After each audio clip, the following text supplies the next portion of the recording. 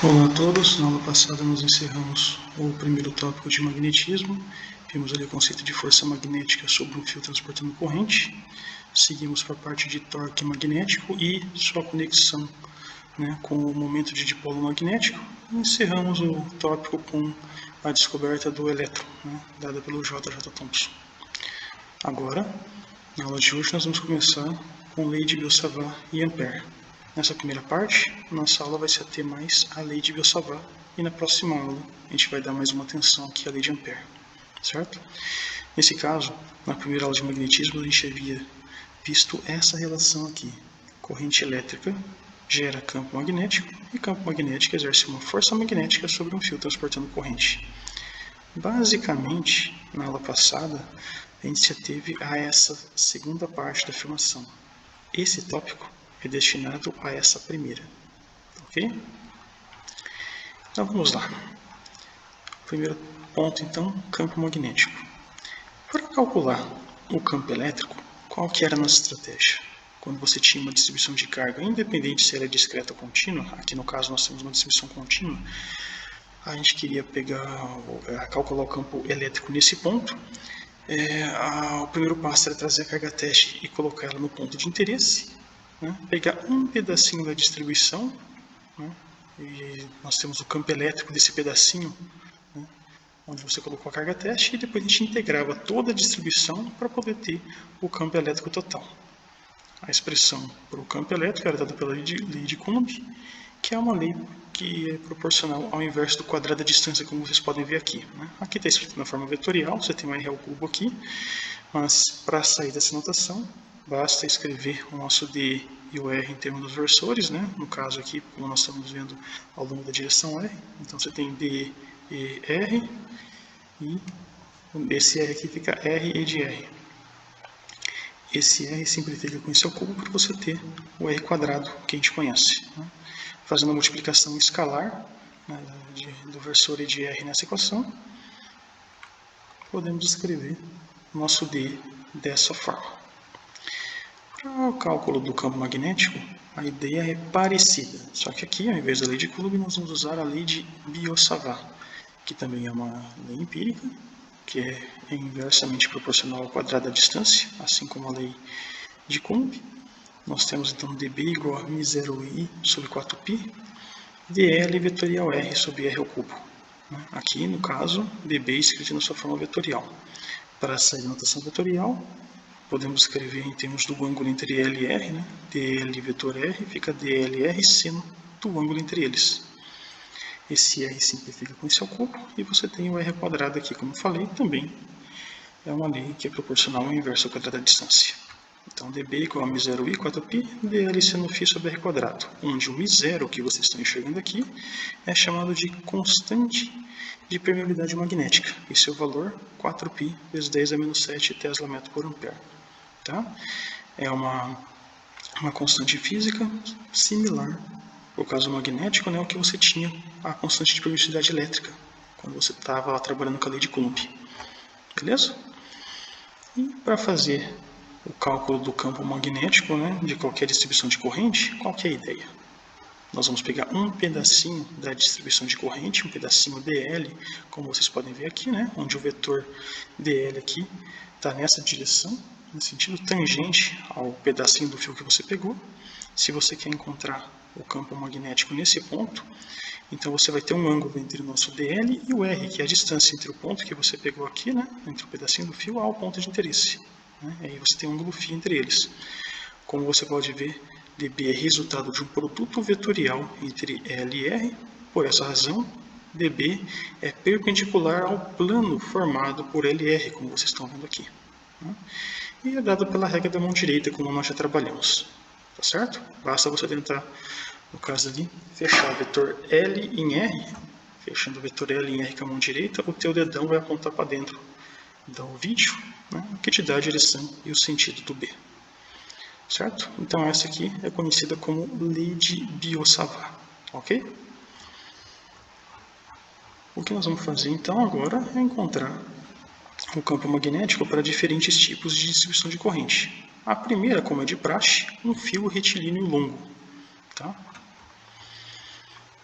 Nesse caso, olha só, temos um fio aqui com a corrente saindo, né, desse plano do vídeo, na direção de vocês.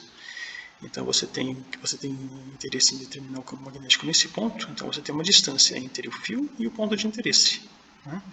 O campo magnético vai ser dado pela regra da mão direita, né, que é perpendicular ao plano formado por L aqui que está saindo, e esse vetor R que está aqui para cima. Beleza? Uma forma de você enxergar a regra da mão direita, agora para esse caso de uma distribuição de corrente, é essa aqui. Ó. Você tem os seus dedos formam a direção e o sentido das linhas de campo, né? E o teu dedão o sentido da corrente, né? Ou vice-versa. Funciona também se você inverter. Tá ok? Como você pode ver aqui, então, usando a regra da mão direita, o campo magnético nesse ponto aponta para a esquerda. Se eu pegar qualquer ponto à mesma distância do fio, como vocês podem ver aqui, ó, esse vetor em vermelho vai ser sempre o vetor campo magnético. Então, olha só, nós temos uma linha circular ao redor do fio, certo? Nós teríamos linhas concêntricas aqui para o campo magnético desse fio transportando corrente saindo do plano do vídeo, né? E o campo giraria aqui, as linhas circulares circulariam no sentido anti-horário. Tá ok? Beleza, agora que nós já sabemos, por exemplo, a direção e o sentido do campo magnético em qualquer ponto aqui a uma distância r do fio, vamos encontrar o módulo do B. Para isso, imagine que esse fio aqui você faça uma rotação de 90 graus ao longo desse eixo aqui, de forma que o fio fique assim, ó, como vocês podem ver. Certo? Agora nós temos um fio que está em pé, tá? E a corrente está subindo, né? Se você tivesse a corrente entrando, o que mudaria é que nós temos ali as linhas de campo magnético circulariam no sentido horário. Vocês podem observar que o espaçamento aqui ele vai aumentando conforme você vai se afastando do fio. Nós já vamos encontrar uma expressão algébrica para esse B que justifica esse espaçamento que vocês estão observando aqui. Beleza? Então tá aí, temos o nosso fio retilíneo com corrente para cima e vocês querem determinar o campo magnético aqui, nesse ponto. Qual que é o primeiro passo? Primeiro passo, vamos pegar um pedacinho dessa distribuição de corrente, bem pequenininho, no tamanho DL. O DL aponta na direção e sentido da corrente, então está apontando para cima, né? Tangente aqui ao fio, como nós fizemos antes. E temos o vetor R, que é a distância entre o pedacinho e o ponto de interesse, que vocês estão vendo aqui. O campo magnético, usando a regra da mão direita, né? Colocando o seu dedão no sentido da corrente, o campo, os seus outros dedos vão apontar para dentro do vídeo. Então o campo magnético aponta para dentro desse vídeo aqui. Temos a distância R do fio até o ponto de interesse, né? E do errinho, do DL, até o ponto de interesse. Para o nosso referencial, como vocês podem ver aqui, nós temos x, y e z. Então já sabemos qual é a direção e sentido do campo magnético. Para o nosso referencial, ele está na direção x, no sentido negativo. Agora que já sabemos a direção e sentido, vamos achar o módulo. E para isso vamos usar a lei de Biot-Savart. Para o princípio da superposição para o caso contínuo, né, temos B integral de dB. Né? Aqui escrito na forma vetorial. Como nós temos campo apontando ao longo do eixo x, vamos usar somente esse eixo. E aí nós teríamos ali, ó, μ0i 4π dl seno de φ r². O nosso L vai de menos infinito até infinito, já que nós estamos lidando com um fio infinitamente longo. Tá? Bom, μ0 e 4π são constantes, posso tirar da integral. Então temos aqui μ0 e 4π fora da integral, dl seno de φ sobre r². Agora olha só, ao longo dessa linha, vocês concordam que toda contribuição acima dessa linha é exatamente igual à contribuição abaixo dela, né? São todas as linhas de campo que estarão para dentro aqui do plano do vídeo. Então, uma outra forma de colocar esses limites de integração é fazer duas vezes de 0 até infinito. Beleza? É a mesma coisa que de menos infinito a infinito. O R, o L e o φ são variáveis, como vocês podem ver. Temos 3 variáveis aqui no nosso integrando, e a gente não quer isso. Então, a forma da gente contornar esse problema é escrever uma variável em termos de outra. Isso não é difícil, porque nós podemos escrever o seno de φ em termos de R, né, e de L, e o R em termos de L. No caso, o seno de φ em termos de L, desculpa. O R é fácil, olha só. Nós temos um triângulo retângulo aqui, então esse R nada mais é do que a hipotenusa, né, desse triângulo retângulo. Temos esse cateto de comprimento L e esse aqui de comprimento R. Então, R quadrado é R quadrado, mas R quadrado é igual a R quadrado mais L quadrado. Tira a raiz dos dois lados, R é igual a raiz de R quadrado sobre L quadrado. Agora, e o seno de φ? No caso, como vocês podem ver, o φ é esse ângulo externo aqui ao triângulo retângulo. Mas nós podemos usar identidades trigonométricas para relacionar esse ângulo aqui com esse daqui. Esse ângulo azul é quem? Seria 180 menos φ. E pelas identidades trigonométricas que nós já trabalhamos antes, seno de 180 menos φ, né? Π menos φ, é igual a seno de π cosseno de φ menos seno de φ cosseno de π. Esse termo aqui vai a zero. Cosseno de π é menos 1, simplifica com esse sinal. Então, temos que seno de π menos φ é igual a seno de φ. Seno de φ é cateto oposto por hipotenusa. O cateto oposto, nesse caso, vai ser R, né? Oposto a esse ângulo azul. E hipotenusa é R. Então, temos que seno de π menos φ nada mais é que R sobre R, que é R sobre raiz de R quadrado mais L quadrado. Uma vez que esse R, já escrevemos ele aqui. Perfeito. Vamos substituir essas duas variáveis aqui, né, no integrando. E olha só. Podemos reescrever o nosso campo magnético dessa forma. Você tem aqui um argumento do denominador elevado a 1 e um outro argumento elevado a meio. A multiplicação dá 3 meios. E tá lá, temos essa integral agora para resolver, escrita apenas em termos de uma única variável, que é a variável L. Perfeito. O problema é que essa integral não pode ser resolvida com uma simples mudança de variável, por exemplo, chamando o argumento do denominador aqui de 1. Né? Nesse caso, quando a gente se depara com esse tipo de problema, a nossa estratégia se volta ao tipo de simetria que o problema oferece. E como vocês podem observar, ele está oferecendo uma simetria triangular. Então, a forma da gente resolver aquela integral será fazer uma mudança de variável trigonométrica. Beleza? Por exemplo, vamos chamar esse outro ângulo aqui de uma nossa nova variável. Tá? Para facilitar isso, eu vou pegar o R, que aqui é constante, e vou deixar em evidência nessa equação. Quando eu deixo em evidência, você vai ter aqui R quadrado, né, vezes 1 mais L quadrado sobre R quadrado. Né? Tudo isso elevado a 3 meios. Posso tirar o R quadrado nesse caso, da fora do colchete, né, e também da integral, como eu fiz aqui. Então você tem esse R que estava aqui em cima, né, simplifica com R ao cubo aqui embaixo. E temos 1 mais L quadrado sobre R quadrado. Agora olha só, o que é L sobre R? Olha aqui no desenho. L sobre R, né, é tangente desse ângulo preto, correto? Cateto oposto por cateto adjacente, que nem eu fiz aqui. Ó. O ângulo preto lá, então, eu vou chamar de θ, né? Tangente de θ, então, vai ser L sobre R. Como você tem um DL aqui, tem que aparecer um DL aqui, deriva esse cara. Temos DL igual a R secante ao quadrado de θ dθ. Substituir esses dois termos ali. E temos no campo magnético agora escrita dessa forma. Aqui tinha ficado R ao quadrado, e esse R ao quadrado simplifica com esse R aqui. Aí temos secante ao quadrado de θ dθ sobre 1 mais L quadrado sobre R quadrado, tangente ao quadrado de θ, né? E tudo isso aqui no denominador elevado a 3 meios. Né? Das identidades trigonométricas que nós já trabalhamos antes, 1 mais tangente ao quadrado de θ é secante ao quadrado de θ. Então, substituindo aqui por secante ao quadrado de θ, temos essa equação aqui. Como nós mudamos a variável L para θ, também mudamos os limites de integração, como vocês podem observar. Agora, uma atenção aqui. Ó. Esse quadrado que vocês estão vendo aqui simplifica com esse quadrado da raiz.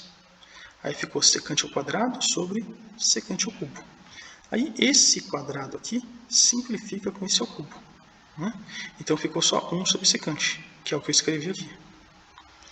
Se 1 subsecante é cosseno, uma vez que secante é 1 por cosseno.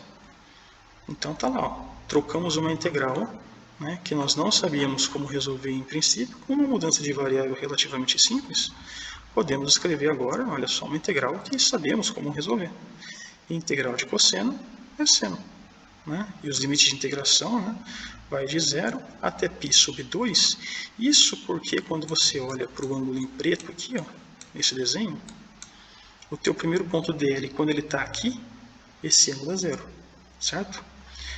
Quando o teu DL está lá em cima, lá no infinito, esse cara vai crescendo, crescendo, crescendo lá no infinito, o seu ângulo preto aqui, que é o θ, vai ser 90 graus, certo? Por isso que eu escrevi ele aqui, assim. Então, de 0 até π sobre 2. Seno de θ, né, que é o resultado da integral de cosseno de θ, né, com os limites de integração de 0 até π sobre 2. Aí, substituindo os limites de integração, já resolveria o problema, mas, como sempre fizemos, né, tendemos sempre a voltar para a variável original, que no caso é a variável L. Então, seno de θ é cateto oposto por hipotenusa. Cateto oposto por hipotenusa nós já vimos o que é aqui, né? É rão sobre... Desculpa. No caso, o ângulo θ aqui vai ser L dividido por R'. Então, é L sobre raiz de R quadrado mais L quadrado. Como eu escrevi aqui, ó, é L sobre raiz de R quadrado mais L quadrado. E volta aos limites de integração originais, né, que é em L. Ou seja, limite inicial de 0, limite final infinito. Substituindo os limites de integração aqui no resultado da integral, você terá, bom, aqui em 0 e 4π, vou tomar o limite, né, do meu L tendendo ao infinito. E para facilitar a solução desse limite, vou deixar esse L em evidência aqui. Quando eu deixo em evidência e tiro da raiz, fica, ó, L raiz de 1 mais R quadrado sobre L quadrado. Esses dois L's simplificam, correto? E quando você aplica o limite de L tendendo ao infinito agora aqui, esse cara aqui tendendo ao infinito, esse termo vai a 0 e sobra só 1. Tá? Então, quando você joga o primeiro limite de integração aqui, o resultado é 1. Aí, menos, quando você joga o segundo limite, o resultado é 0. E assim temos um módulo do campo magnético escrito como B igual a μ0i 2πr. E para escrever na forma vetorial, basta multiplicar pelo versor correspondente, já que encontramos inicialmente a direção e sentido do campo magnético. Nesse caso, então, estou multiplicando pelo versor EX, né? Então temos B e de x igual a menos μ0i 2πr de x. O menos aqui é porque nós já encontramos o sentido do campo magnético, como nós tínhamos visto aqui antes, né? Ó, a direção é x, o campo está para dentro, então o sentido negativo do eixo x. E a contração de notação do módulo com a sua direção te dá o B vetor, como eu estou escrevendo aqui. Então, essa aqui é a expressão final para o campo magnético de um fio infinitamente longo transportando corrente I. Beleza? O próximo ponto é campo magnético de uma espira circular. Né? Vimos como encontrar o campo magnético de um fio reto, agora vai ser de um fio curvo, né? Um fio formando uma espira circular transportando uma corrente I. Quando nós temos então uma espira circular, né, com uma corrente I percorrendo ela, você vai ter uma distribuição de linhas de campo magnético dessa forma como vocês estão vendo aqui. Temos linhas que estarão entrando por um lado da espira e saindo pelo outro lado.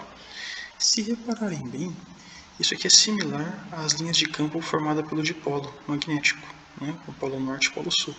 Sempre respeitando a convenção do Faraday, as linhas de campo saindo do polo norte e entrando no polo sul. Aqui também, ó, saindo pelo polo norte, como se isso aqui fosse um polo norte, e essa parte que está entrando seria o nosso polo sul. Ok? Olha só a simetria então dos dois casos. Sabendo isso, podemos então, olha só, encontrar a direção e o sentido do campo magnético em qualquer ponto ao redor da espira. Sendo assim, vamos determinar agora o módulo do campo magnético ao longo do eixo da espira. Tá certo?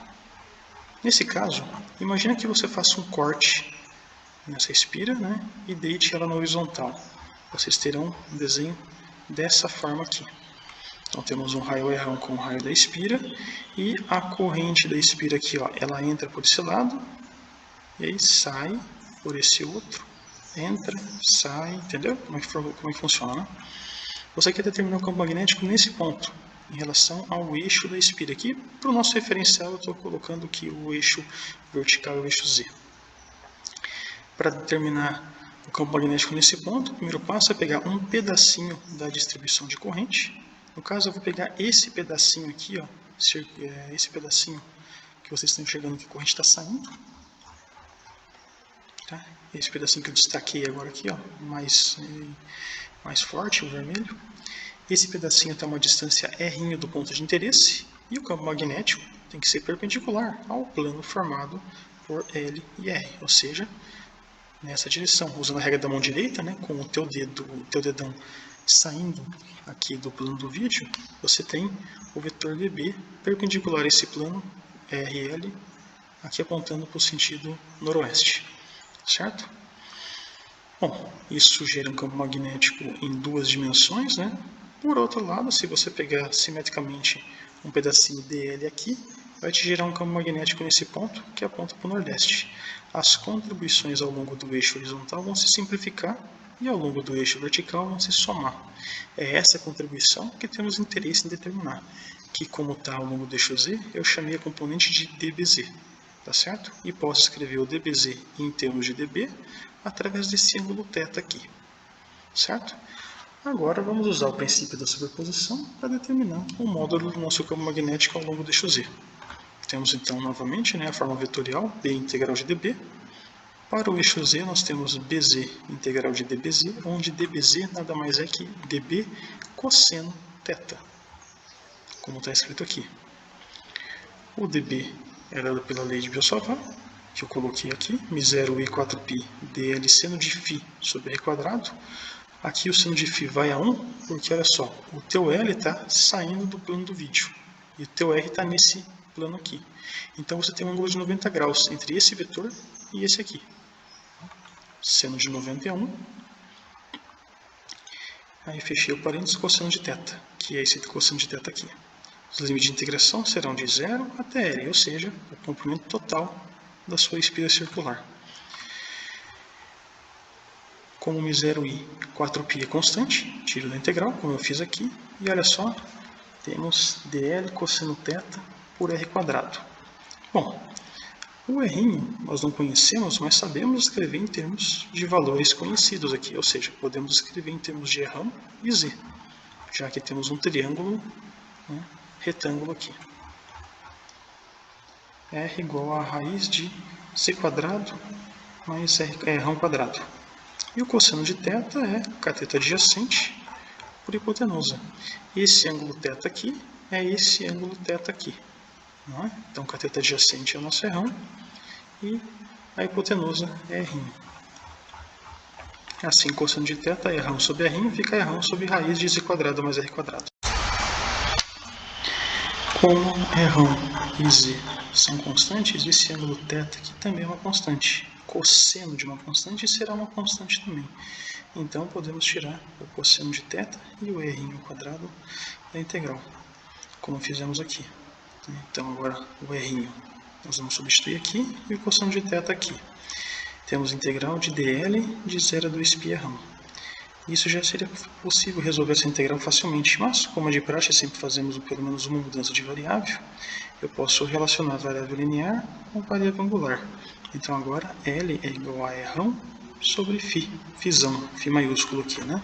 Onde esse φ nada mais é do que agora esse ângulo aqui, ó, na trajetória circular, que vocês estão vendo aqui, nesse espira circular, qualquer variação que você fizer nesse plano circular, você tem a variação de ângulo φ, φ maiúsculo aqui. Então L igual a Rφ. Tem um dl aqui, tem que aparecer um dl aqui, eu derivo. Você tem, usando a regra da cadeia, r dφ mais φ dr. Como o raio é constante, derivada de uma constante é zero, só esse termo sobrevive. Substitui aqui dentro da integral. E temos agora μ0 sobre 4π, né? Substituindo novamente, né, r e cosseno aqui dentro. Você tem 1 sobre z quadrado mais r quadrado, r1 sobre raiz de z quadrado mais r quadrado. O dl fica r dφzão. O r sai da integral de dφ é o 2π, que está aqui. Argumento elevado a 1 vezes argumento elevado a meio, 3/2. Esse 2π simplifica com 4π e temos o módulo do campo magnético, né, ao longo do eixo do anel a uma distância z, né, do centro da espira. Aqui. Quando eu falo anel, né, é essa espira circular que a gente desenhou aqui. Beleza? Então, tendo em mente essa expressão, μ0ir² sobre 2rz² mais r² elevado a 3/2, podemos estudar alguns casos limites, por exemplo.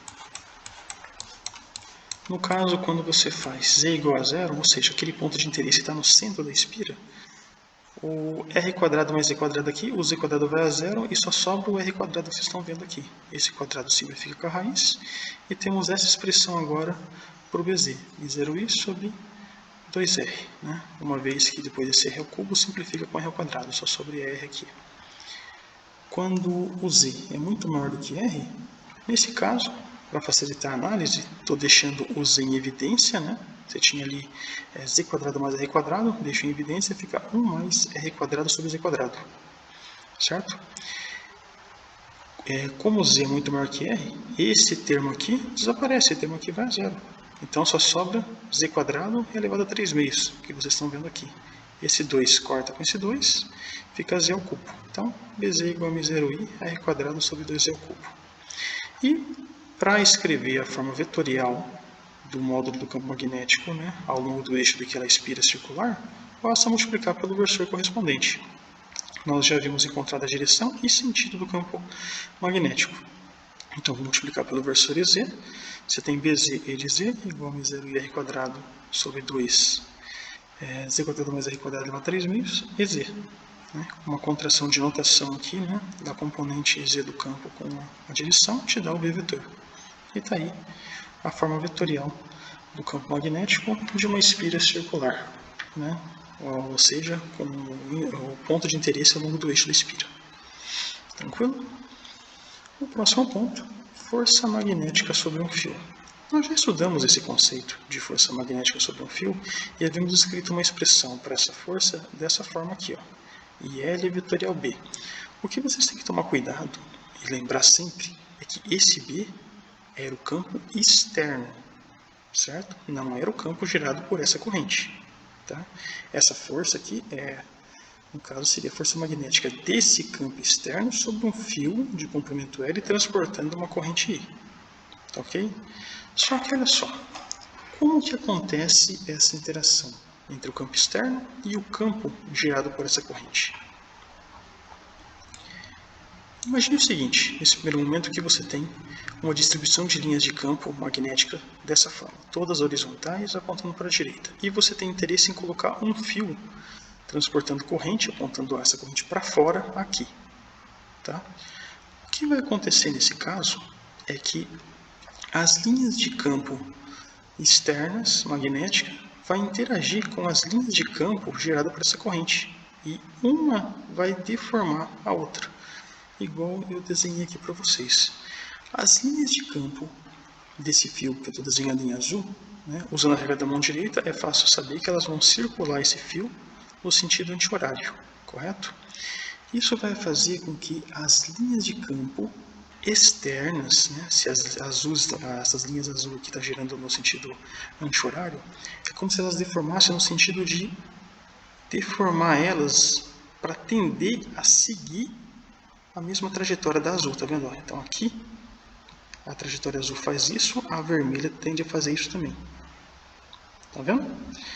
Conforme você vai se afastando, essa deformação vai ficando cada vez mais tênue, até que ela desaparece a uma certa distância do fio. Em contrapartida, aqui você tem uma densidade de linhas maior, né?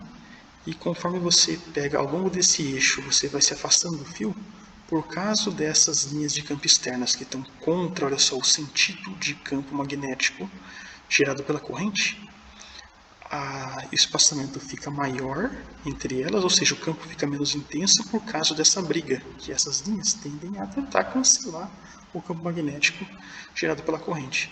Então, olha só, a deformação, como ficou a deformação das linhas de campo em azul e em vermelho. Nós sabemos que a força magnética resultante nesse caso vai apontar para cima. Se você usar a regra da mão direita, né, fechar o vetor L em B, ou simplesmente você fazer, como vocês viram lá também, a regra da mão esquerda, colocando o sentido do campo no dedo indicador, o sentido do L, que é o sentido da corrente, que está aqui, que está para fora, então o teu dedo médio estaria apontando na direção de vocês, no sentido de vocês, e o teu dedão apontaria para cima. Né? Ou simplesmente usa a regra da mão direita, fechando L em B. Se você fechar o L em B, você vai ver que o teu dedão vai apontar para cima. Né? Essa ideia da força magnética apontando para cima é claramente vista nesse desenho se você entender que essas linhas tendem a querer ficar como elas estavam antes. Então, essa deformação das linhas de campo externo querem voltar a ser o que eram. Então, elas empurrariam o fio para cima, tá vendo? Para elas poderem voltar nesse estado. É como se você tivesse aqui elásticos, vários elásticos, né? Fazendo um análogo mecânico. Se você botou um fio aqui e deformou os elásticos aqui para baixo, né, você vai ter uma força elástica para cima. A questão agora é que nós estamos falando de força magnética, então a deformação das linhas de campo magnético, né, tende a empurrar, jogar o fio ali para cima. Beleza?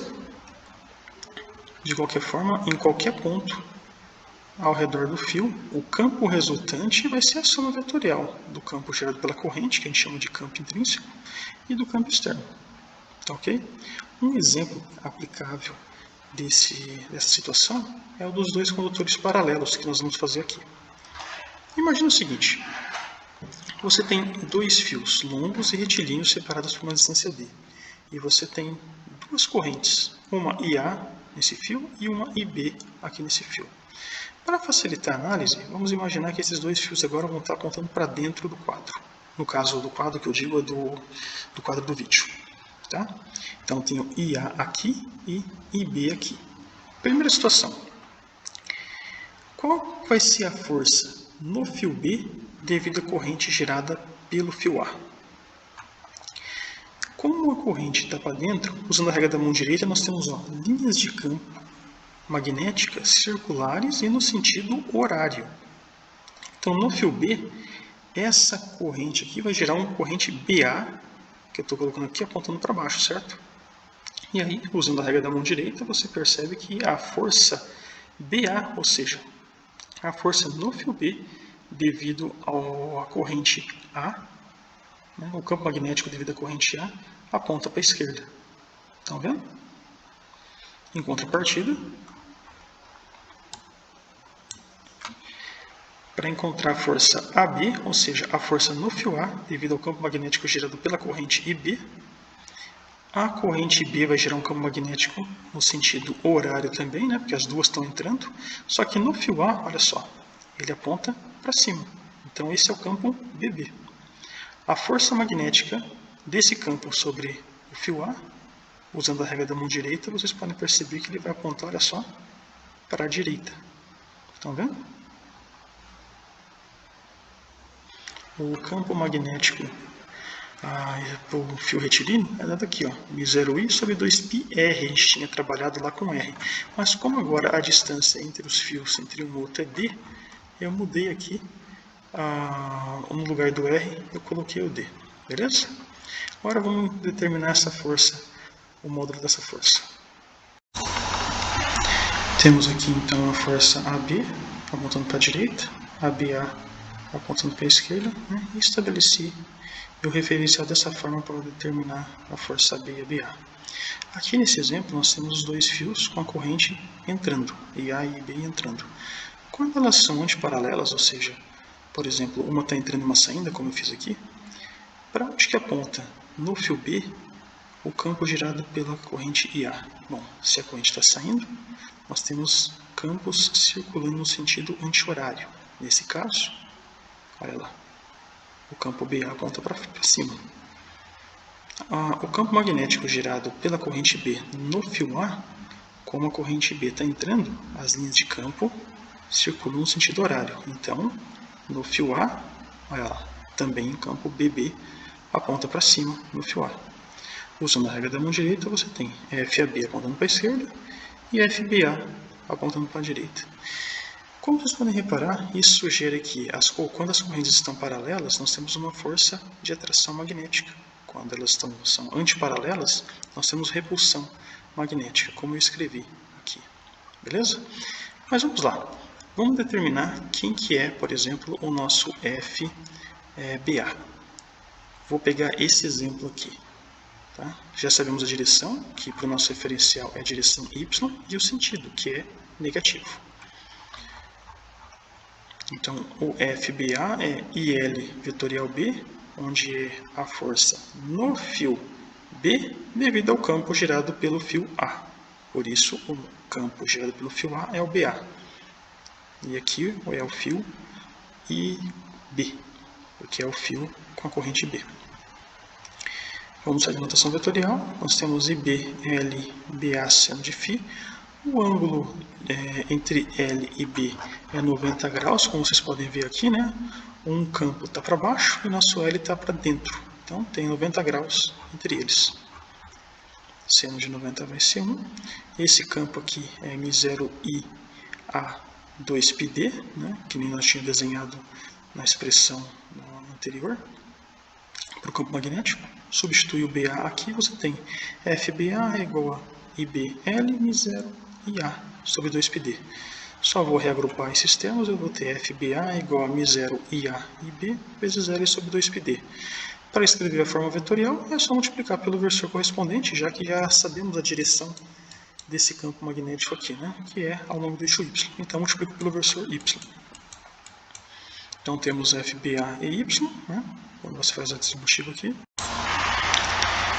O sinal de menos que vocês estão enxergando aqui é devido ao sentido de FBA apontar para a esquerda, né, nesse desenho. Então é o sentido negativo do eixo Y. Então eu tenho agora a contração de notação de FBA com EY, te dá o FBA vetor. Fica igual a menos M0 IA IBL sobre 2πd EY. Está aqui então a expressão para a força vetorial FBA e aqui para FAB. A única diferença é o sentido das duas forças. Tá certo? Bom, o tópico de hoje, que começamos aí com lei de Biot-Savart e lei de Ampère, nós já teve nessa aula basicamente a lei de Biot-Savart. Nós vamos se dedicar mais à lei de Ampère na próxima. Eu fiz alguns exemplos com vocês e pediria que vocês fizessem os demais. Então é isso, pessoal. Até a próxima.